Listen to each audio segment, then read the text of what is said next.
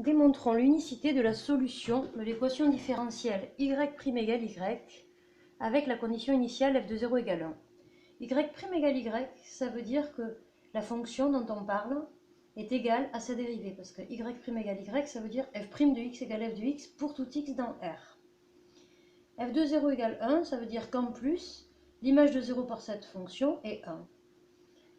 On va raisonner par l'absurde, c'est-à-dire qu'on va en supposer deux et montrer que les deux sont les mêmes. Mais dans un premier temps, on va montrer une certaine propriété des fonctions f qui sont solutions de cette équation différentielle. Je dis des fonctions f, mais on démontrera qu'il n'y en a qu'une. Donc on va démontrer que si une fonction f est solution de ça, alors f de x fois f de moins x égale 1. Parce qu'on s'en servira après dans le calcul pour l'unicité, tout simplement. Donc on prend f une solution de E. On veut montrer que f de x fois f de moins x égale 1. Pour cela, on pose h qui à x associe f de x fois f de moins x. On va montrer que h est constante dans un premier temps, et dans un deuxième temps, que h est constante égale à 1. La fonction h, c'est un produit de fonctions définies et dérivables sur R, parce que f est solution de cette équation différentielle, donc ici ça parle de f', donc f' existe, f' égale f, donc f' existe. On suppose que f' existe. C'est un produit de fonctions dérivables, donc h est dérivable, et pour tout x dans R, je peux calculer la dérivée h' de x. Alors, j'utilise la formule du produit, la dérivation d'un produit, uv', u'v plus uv'. Ça me donne f' de x, fois, ça c'est u', fois v, c'est f de moins x, plus u qui est f de x, fois v'. Alors je dérive f de moins x, c'est la dérivée d'une fonction composée.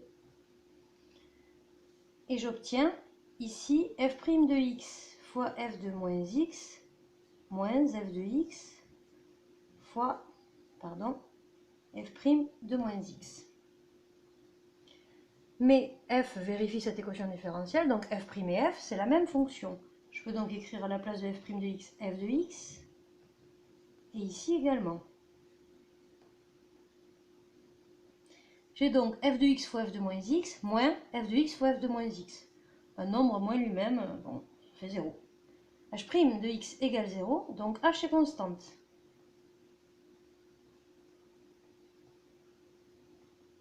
Maintenant, quelle est sa valeur? Pour connaître sa valeur, on utilise la condition initiale. Comme elle est constante, sa valeur, ça sera la même partout, et ce sera donc la même que sa valeur en 0.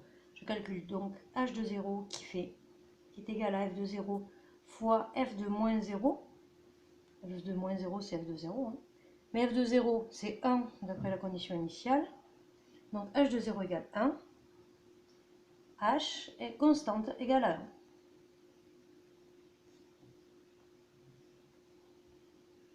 Donc,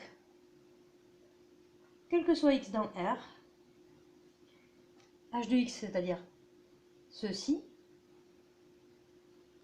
parce que c'était ça, h de x, f de x fois f de moins x est égal à 1, c'est-à-dire f de x égale 1 sur f de moins x, ou f de moins x égale 1 sur f de x, c'est-à-dire f de x et f de moins x sont inverses l'un de l'autre.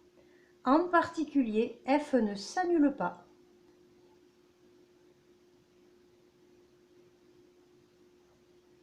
sur R. F ne s'annule pas sur R parce que s'il y avait un x pour lequel f de x soit nul, dans ce cas-là, ce produit ferait 0 et pas 1, ce qui est exclu parce qu'on a prouvé que ça valait toujours 1. Donc f ne s'annule pas sur R, j'ai donc bien le droit d'écrire 1 sur f de moins x, 1 sur f de x.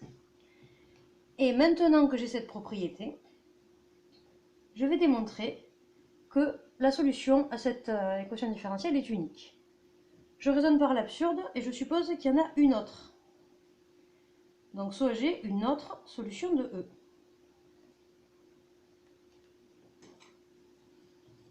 Donc je suppose que j'ai une seconde solution. Je vais arriver à une contradiction, c'est-à-dire que je vais arriver au fait que g égale f. je considère P qui a x dans R associe f de moins x fois g de x. Alors l'idée ici, c'est que f de moins x, ça va être 1 sur f de x. Donc on considère ça. Et si on arrive à montrer que ça vaut toujours 1, alors on sera arrivé à montrer que g de x est égal à f de x. L'idée, c'est qu'on va essayer dans la deuxième partie de montrer que cette fonction est constante égale à 1, parce qu'on pourra en déduire que f et g sont égales. Donc P est dérivable sur R, défini et dérivable sur R en tant que produit de fonctions définies et dérivables sur R. Alors G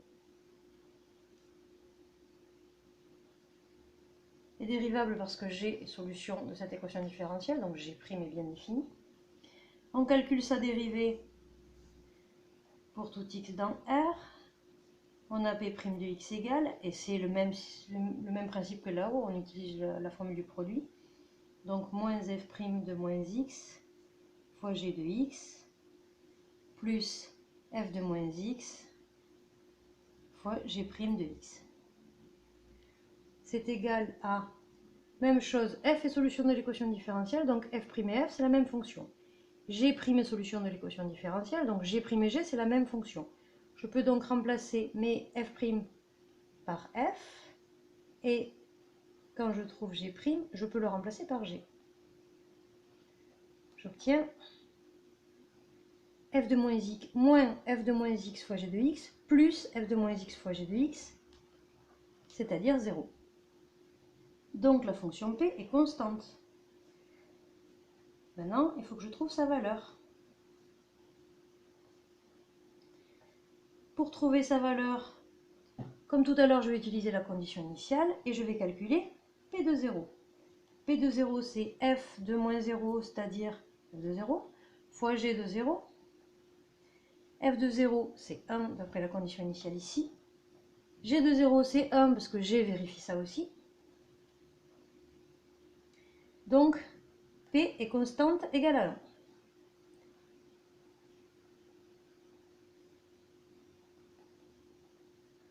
Comme P est constante égale à 1, on a pour tout x dans R, f de moins x fois g de x égale 1. C'est-à-dire,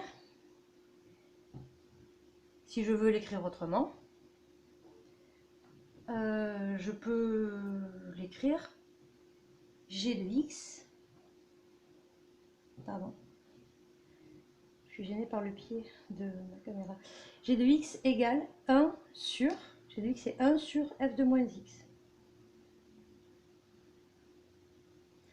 Mais 1 sur f de moins x, on a vu tout à l'heure que c'était f de x. Donc g de x égale f de x pour tout x dans R. Donc f égale g. On a supposé qu'il y avait deux solutions, finalement c'est la même, donc la solution à cette équation différentielle avec sa condition initiale est bien unique.